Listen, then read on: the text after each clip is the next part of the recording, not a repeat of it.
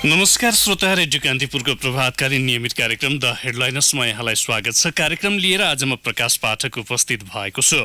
जनचासोका विभिन्न विषयमा अतिथिसँग विचार विमर्श गरिने यो कार्यक्रम रेडियो कान्तिपुरको तरङ्गमा हरेक दिन बिहान 7 बजेदेखि आधा घण्टा सुन्दै आउनु भएको छ। कार्यक्रममा आज हामी संस्कृति, पर्यटन तथा नागरिक उड्डयन मन्त्री योगेश भट्टराईसँग कुराकानी गर्दैछौँ। कार्यक्रम सुन्दै जाँदा आजका हाम्रा अतिथिलाई कुनै प्रश्न वा जिज्ञासा राख्न मन लागे हाम्रो स्टुडियोको टेलिफोन नम्बर 0155414906 मा आफ्नो प्रश्न टिपाउन सक्नुहुन्छ।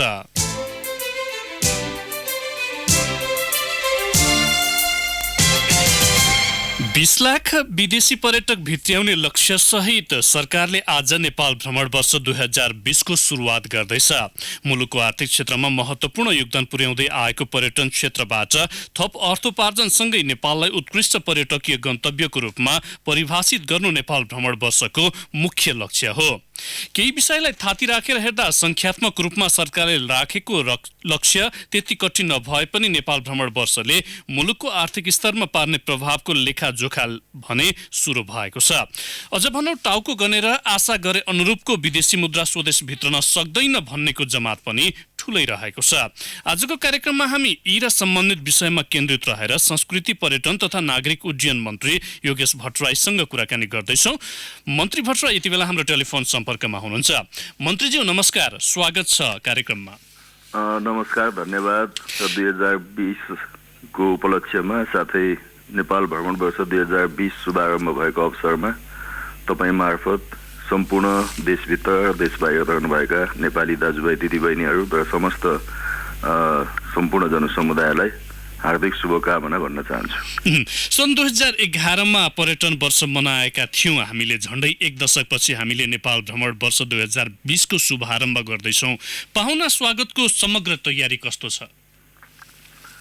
यसपटक नेपाल भ्रमण वर्ष 2020 मनाउनका लागि 2017 मा नै नेपाल सरकारले घोषणा गरेको हो र झन्डै 2 वर्ष हामीले यसको विभिन्न तयारीको काममा जुटेका छौँ। नेपाल भ्रमण वर्षको सचिवालय गठन भएको छ। नेपाल पर्यटन बोर्ड जो स्थायी ढङ्गले काम गरेको संस्था हो, त्यो बोर्ड पनि क्रियाशील छ र नेपाल सरकार संस्कृति, पर्यटन तथा नागरिक उड्डयन मन्त्रालयका अन्तर्गतका विभिन्न निकायहरू र सिङ्गो सरकार यसको तयारीमा जुटेको छ। र आज सँगसँगै नेपालको ठुलो मात्रामा पर्यटनको क्षेत्रमा निजी क्षेत्रहरूले महत्त्वपूर्ण भूमिका खेलेको छ। उहाँहरू पनि एकताबद्ध भएर हामी सबै एक ठाउँमा जुटेका छौँ र आजदेखि त्यसको शुभारम्भ हुँदैछ। आज 7वटै प्रदेशमा र केन्द्रीकृत रूपले काठमाडौँको दशरथ रङ्गशालाबाट हामी नेपाल भ्रमण वर्ष 2020 को शुभारम्भको घोषणा गर्दैछौँ। मन्त्रीज्यू, जस्तो 12 देखि 14 लाखको हाराहारीमा विदेशी पर्यटक त नेपाल वर्षेनी भित्री रहेको तथ्याङ्क पछिल्ला तथ्याङ्कहरूमा चाहिँ देखिन्छ। 20 लाख पर्यटक भित्रियाउने भनेर लक्ष्य राखिएको छ। लक्ष्य त हामी पुगौँला।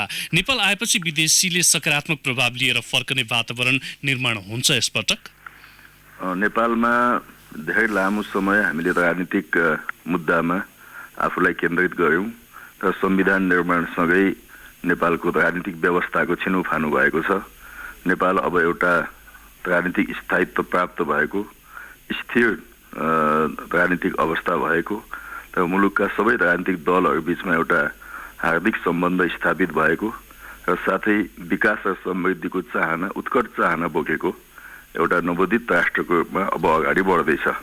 त्यसो हुँदाले अब आउने पर्यटकहरूले नेपालमा हिजो जस्तो बन्द हडतालको अवस्था सामना गर्नुपर्ने छैन।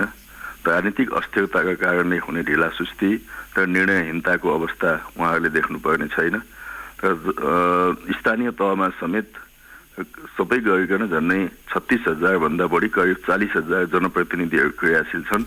यस्तो अवस्थामा गाउँ गाउँमा पर्यटकीय क्षेत्रहरूमा समेत जनप्रतिनिधिहरूको सक्रियताले र जनताको सक्रियताले ती ठाउँहरूलाई नयाँ गन्तव्यको रूपमा पनि स्थापित गर्ने काम हुँदै जानेछ।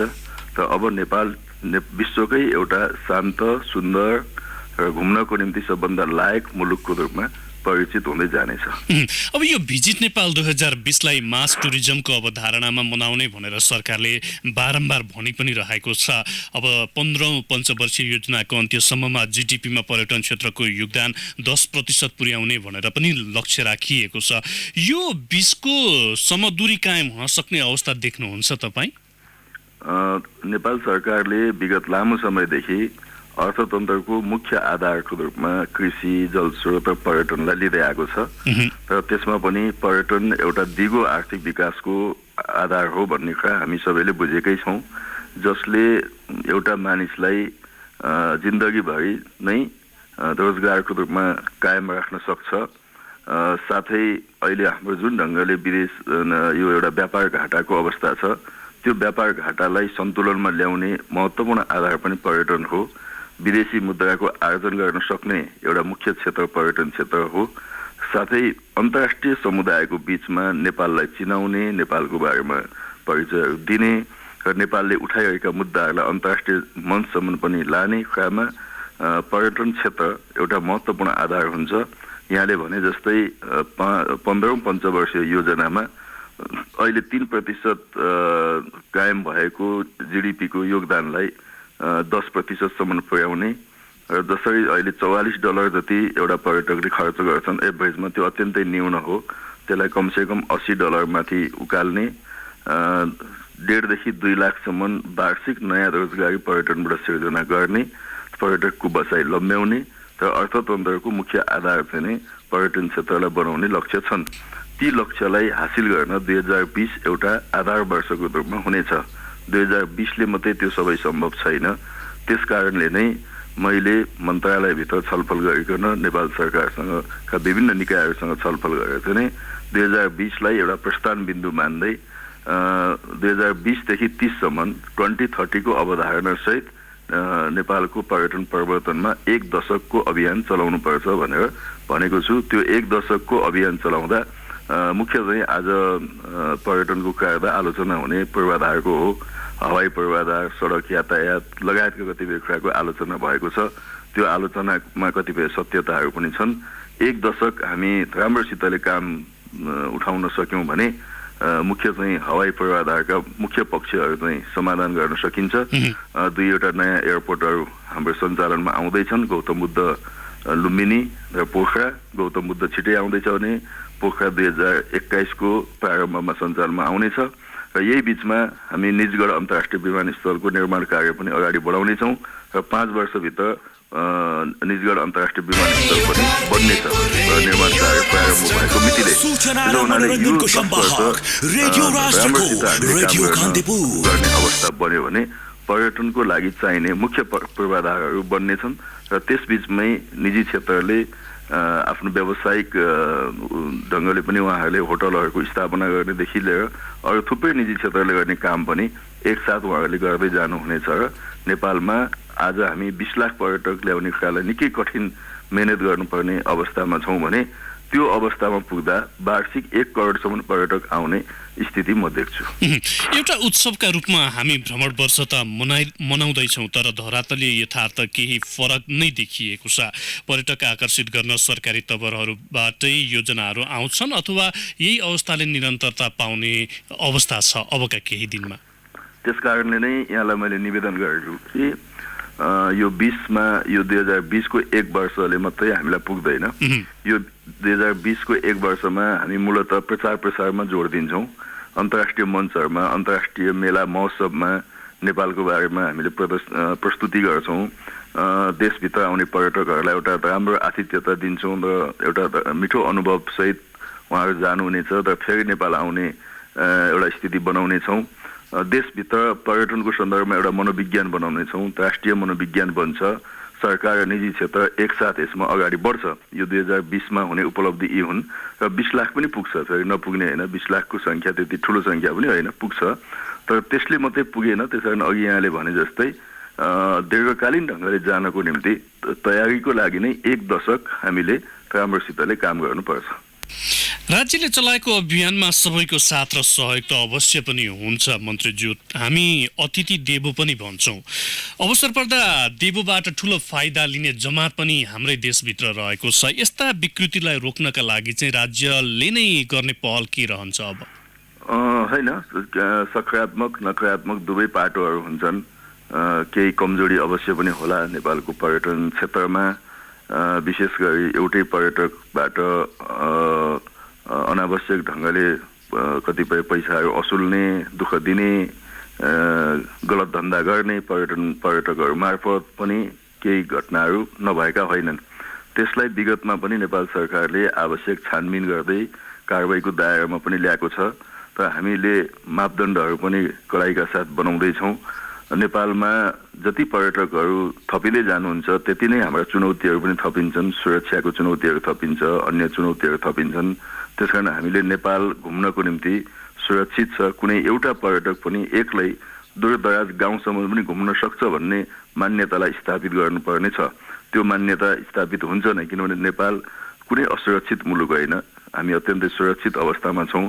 हाम्रा सुरक्षा निकायहरू पनि सम्पूर्ण ढङ्गले त्यसमा तयारीमा हुनुहुन्छ। त्यसकारणले गलत मान्यताहरूलाई चिर्ने दायित्व सरकारको त हुँदै हो, निजी क्षेत्रको पनि हो। साथै हाम्रो आम सञ्चार माध्यम र सम्पूर्ण सञ्चार क्षेत्रले पनि आजसम्म जसरी पर्यटनको सन्दर्भमा सकारात्मक ढङ्गले आफ्ना प्रस्तुतिहरू दिनुभएको छ, यस्तै प्रस्तुति कायम राख्ने हो भने नेपालको बारेमा कुनै पनि नकारात्मक धारणाहरू बाहिर जाने छैन भन्ने मैले विश्वास लिन सक्छु। मन्त्रीज्यू, हामीले यो विदेशी पर्यटक नेपाल भित्री आउन भनेर जुन अभियान चलाइरहेका छौँ, आज त्यसको औपचारिक उद्घाटन पनि गर्दैछौँ। यसरी उद्घाटन गरिरहँदा नेपालबाट पनि बाह्य मुलुकमा एउटा पर्यटकको रूपमा जाने नेपालीको सङ्ख्या पनि दिन प्रतिदिन बढ्दै गएको अवस्था छ। यसलाई रोक्न अथवा यसलाई पनि घरेलु पर्यटककै रूपमा चाहिँ मुलुकका विभिन्न स्थानमा पुर्याउने तर्फ राज्यको ध्यान चाहिँ जान सकेको छ कि छैन? किनभने हामी त विदेशी मुद्रा आर्जन गर्ने एउटा बाटो खोज्दा अर्को बाटोबाट त त्यही मुद्रा पनि बाहिरिरहेको अवस्था त छ नि।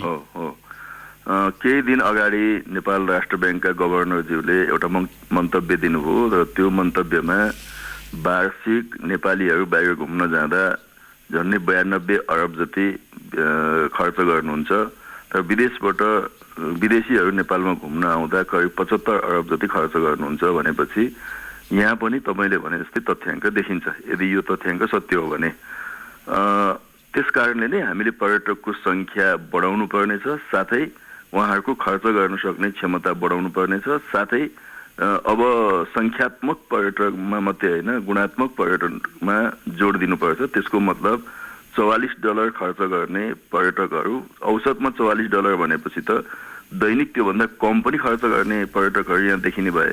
त्यसो हुनाले बढीभन्दा बढी खर्च गर्न सक्ने पर्यटकहरूलाई दिने सेवा सुविधा थप्ने कुरामा नै हाम्रो ध्यान जानुपर्छ। त्यसो हुँदा नै वैदेशिक मुद्रामा समेत, वैदेशिक मुद्रा आर्जन गर्ने कुरामा समेत हामीले सन्तुलन कायम गर्न सक्नेछौँ। त्यस सन्दर्भमा हामी उपयुक्त योजनाहरू बनाउँछौँ। अहिले कतिपय अब यो अनलाइन पेमेन्ट सिस्टमले पनि हाम्रो चाहिँ नै वैदेशिक मुद्रा जो नेपालमा आउनुपर्ने थियो त्यो आइरहेको छैन। त्यसमा नेपाल राष्ट्र ब्याङ्कसँग, अर्थ मन्त्रालयका सम्बन्धित पदाधिकारीसँग हाम्रो तर्फबाट चासो व्यक्त भएको छ र त्यसमा उपयुक्त विकल्पको निम्ति हामी कुराकानी गरि नै राखेका छौँ। यहाँ समस्या के पनि देखिन्छ भने मन्त्रीज्यू, जस्तो नेपालमा जुन रूपमा पर्यटकहरू आउँछन् तर यो हवाई सेवा जुन एउटा चुस्त दुरुस्त नभएकाले अथवा आन्तरिक हवाई भाडादर पनि निकै बढी भएको, तर त्यो एउटा नियमितता अथवा ठ्याक्कै समयमा ती कुराहरू नहुने परिपाटीले पनि पर्यटकहरूलाई चाहिँ अलिकति सहज देखिएको छैन। यसले समग्र अभियानलाई प्रभाव पार्ने अवस्था देख्नुहुन्छ कि हुन्न तपाईँ? विशेष गरी म काठमाडौँ बाहिर जाँदाखेरि त्यहाँको स्थानीय पर्यटन व्यवसायी साथीहरूले पटक पटक यो कुरा उठाउनु भएको छ। स्वदेशी र विदेशीलाई अलग अलग भाडा दर कायम भएको हुनाले विदेशी पर्यटकहरू काठमाडौँसम्म आउने र त्यहाँभन्दा बाहिर कम निस्किने अवस्था भएको हुनाले बाहिरको पर्यटन व्यवसायमा ठुलो समस्या आयो भन्ने उहाँहरूको भनाइ छ। त्यो सत्य पनि हो। साथै नेपालमा रहेका प्राय सबै कूटनैतिक नियोगका प्रमुखहरूलाई मैले बैठकमा बोलाउँदा उहाँहरूको चासो पनि यही छ र अन्य कतिपय अवस्था पनि यो देखिन्छ। त्यसकारण यो समस्यालाई हामी गम्भीरताका साथ लिएका छौँ र वायु सेवा सञ्चालक सङ्घका पदाधिकारी साथीहरूसँग पटक पटक यो विषयमा मन्त्रालयले छलफल चलाउँदैछ। हामी कुनै पनि कारणले स्वदेशी र विदेशीहरूलाई अलग अलग भाडा दर कायम गर्नु हुँदैन भन्ने मान्यतामा छौँ। तर त्यो कुरा लागू गर्नको निम्ति वायु सेवा सञ्चालक साथीहरूसँग पनि एउटा सहमति बनाऊँ भन्ने मन्त्रालयको सोच छ। उहाँहरूले यो कुरा बुझ्नुभएको छ। त्यसकारणले मलाई लाग्छ उहाँहरू पनि समझदारीमा आउनुहुनेछ र हामी छिटै एउटा निष्कर्षमा पुग्नेछौँ। साथै नेपालमा यो हवाई इन्धन पनि केही मूल्य बढी छ। सम्माननीय प्रधानमन्त्रीज्यूले पटक पटक यस विषयमा ध्यान आकर्षण गर्नुभएको छ, हामीलाई भन्नुभएको छ यो हवाई मूल्य दर पनि अलिक घटाउनु पर्यो भन्ने कुरा उहाँको छ। त्यसलाई पनि हामी आन्तरिक क्रियाकार्यमा जुटेका छौँ र चाँडै एउटा निष्कर्षमा पुग्छौँ। यदि त्यो भयो भने पनि यो हवाई भाडा दर सस्तो हुने कुरामा केही एउटा सहुलियतको स्थिति बन्नेछ भन्ने मलाई लाग्छ र बढीभन्दा बढी पर्यटक आउने र उहाँहरूलाई सहजताका साथ देशभरि सबै ठाउँमा घुम्न सक्ने वातावरण बनाउनु हाम्रो महत्त्वपूर्ण दायित्व हो। त्यसो हुनाले सडकको स्थितिलाई सुधार्नुपर्छ, हवाई भाडा दरलाई एकरूपता कायम गर्नुपर्छ। 53वटा आन्तरिक विमानस्थलहरू छन्, ती सबै विमानस्थलहरूलाई स्तर उन्नति गर्दै सबै ठाउँमा पर्यटकहरूलाई लिएर जान सक्ने अवस्था बनाउने तिर नै मन्त्रालयको ध्यान गएको छ र हामी त्यसमा योजनाबद्ध ढङ्गले क्रियाशील छौँ। यो प्राकृतिक सम्पदाहरूसँगै हाम्रो सम्भावना धार्मिक पर्यटनमा पनि उत्तिकै रहेको छ। म यहाँ एउटा तथ्याङ्क दिन्छु तपाईँलाई, जस्तो साउदी अरेबियाको मक्कामा धार्मिक पर्यटनबाटै वार्षिक रूपमा 7 बिलियन भन्दा बढी अमेरिकी डलर भित्रिन्छ भन्ने तथ्याङ्क छ। त्यहाँको कुल गृहस्थ उत्पादनमा पनि 6 देखि 7% को योगदान चाहिँ धार्मिक पर्यटनबाट आउँछ भन्ने कुराहरू पनि आइरहेका छन्। नेपाल एउटा बुद्धको जन्मस्थल लुम्बिनी भएको देश, त्यसै गरी हिन्दूहरूको पवित्र धार्मिक स्थल पशुपति पनि भएको देश। यसतर्फ पनि हामीले प्रवर्धनात्मक कार्यक्रमहरू सञ्चालन गर्न सकेनौँ कि भन्ने आशंका पनि त छ नि धेरैको। हो, हामी पर्यटन प्रवर्धनको मामलामा सन् 1950बाट बल्ल खुल्ला गरेका हौँ पर्यटकलाई। त्यस हिसाबले भन्ने हो भने हामी एउटा सिक्दैको अवस्थामा पनि छौँ। सुरुमै मैले तपाईँलाई निवेदन पनि गरेको थिएँ, लामो समय राजनीतिक मुद्दाहरूको समाधानको निम्ति हामी लाग्नुपर्ने भएको हुनाले यस्ता कतिपय सवालमा सिङ्गो राज्यको सही ढङ्गले ध्यान नगएको पनि सत्य हो। तर अब परिस्थिति सम्पूर्ण ढङ्गले अनुकूल भएको अवस्थामा यहाँले भने जस्ता योजनाहरू हामीले बनाइ पनि राखेका छौँ। विशेष गरी हाम्रो लुम्बिनी, जनकपुर, पशुपतिनाथ जस्ता, मुक्तिनाथ जस्ता, यता यो चाहिँ बरा क्षेत्र जस्ता महत्त्वपूर्ण धार्मिक सांस्कृतिक पर्यटक स्थलहरू यहाँ छन्। ती पर्यटक स्थलहरूलाई पनि एकअर्कासँग जोड्ने र एउटा सांस्कृतिक पर्यटकीय सर्किट बनाउने सोचाइ हामीले बनाएका छौँ। लुम्बिनीलाई पनि बृहत्तर लुम्बिनीको अवधारणामा जाँदै मायादेवी मन्दिरदेखि रामग्राम, तिलौराकोट हुँदै देवदहसम्मलाई एकअर्कासँग जोड्ने सर्किट बनाउँ र जसले गर्दा लुम्बिनी घुम्न आएको पर्यटक कमसेकम पनि 3 दिन त बसोस् भन्ने हाम्रो एउटा सोचाइ छ। जनकपुरलाई सप्तरीको छिन्नमस्तादेखि सिरा यता चाहिँ बारा पर्साको गढीमाई सिमरनगढसम्म जोड्नुपर्छ। त्यसो भने प्रदेश नम्बर 2 को पर्यटन प्रवर्तनमा महत्त्वपूर्ण भूमिका त्यसले खेल्छ भन्ने हामीले सोचेका छौँ।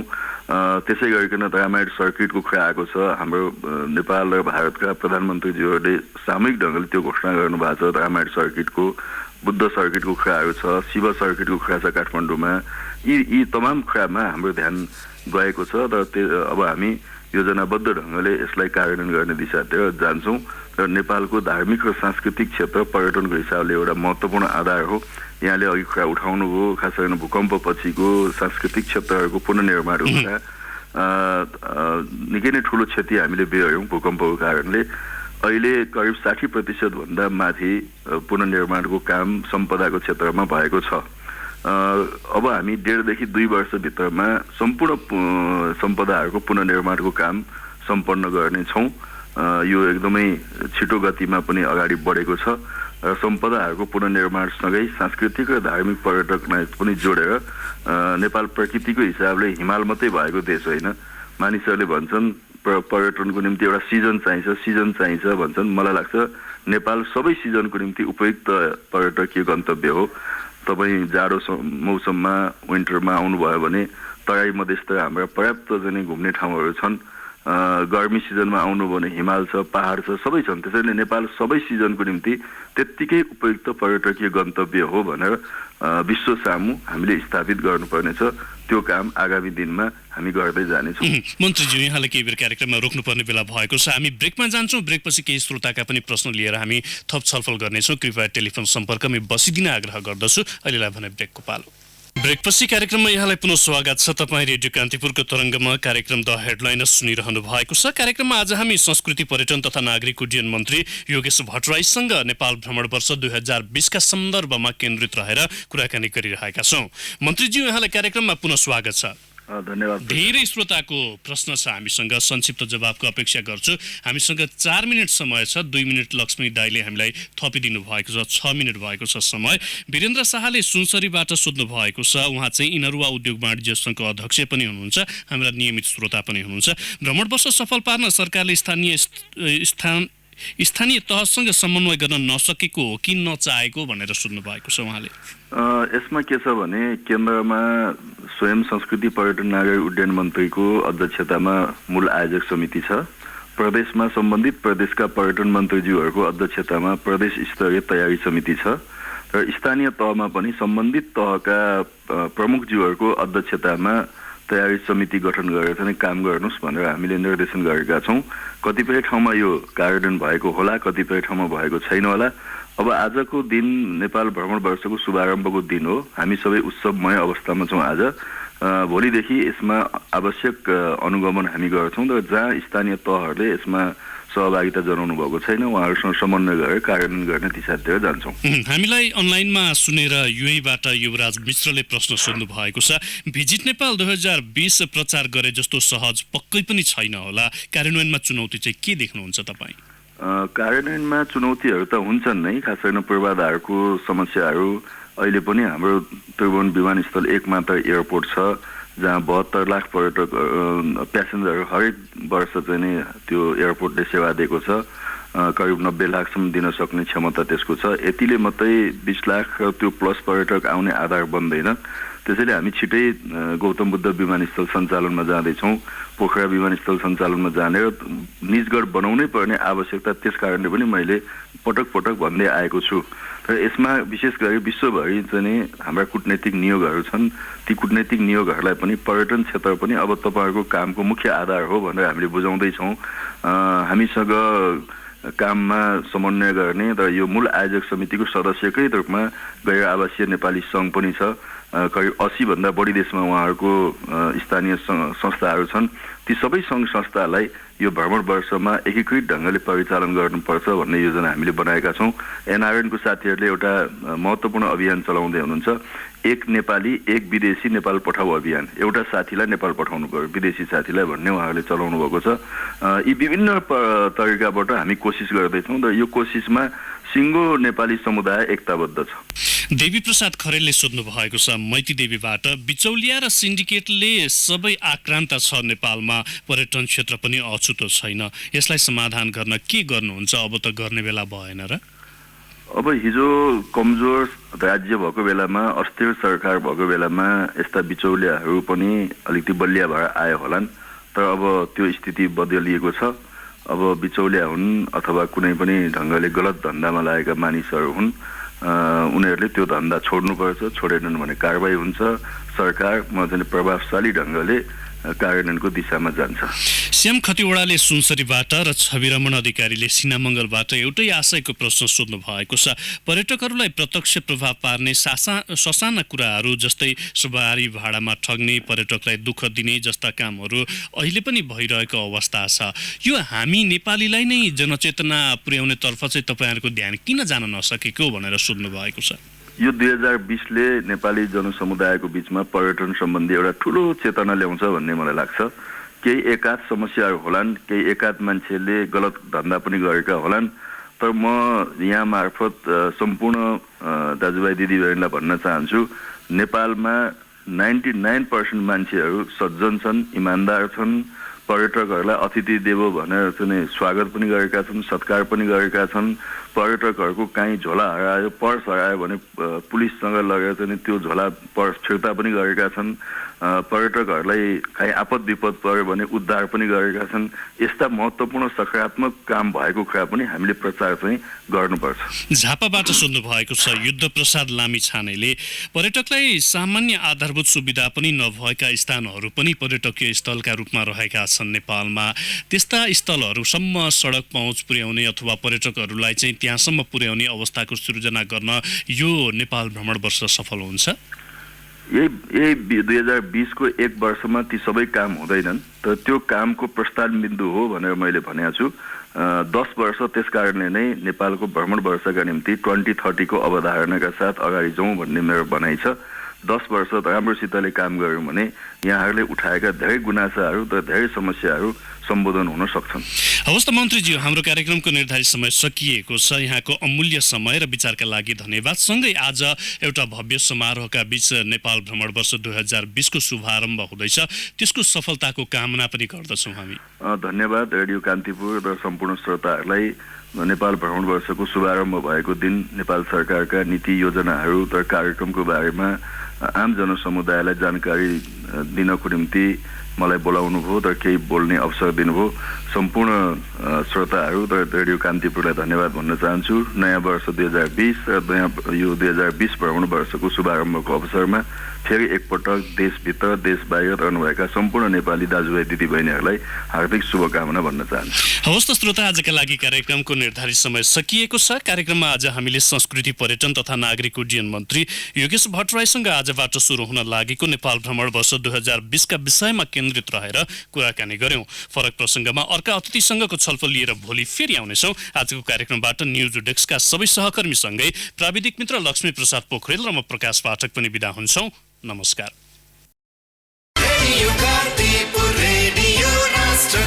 सूचना र मनोरञ्जनको संवाहक रेडियो राष्ट्रको रेडियो कान्तिपुर।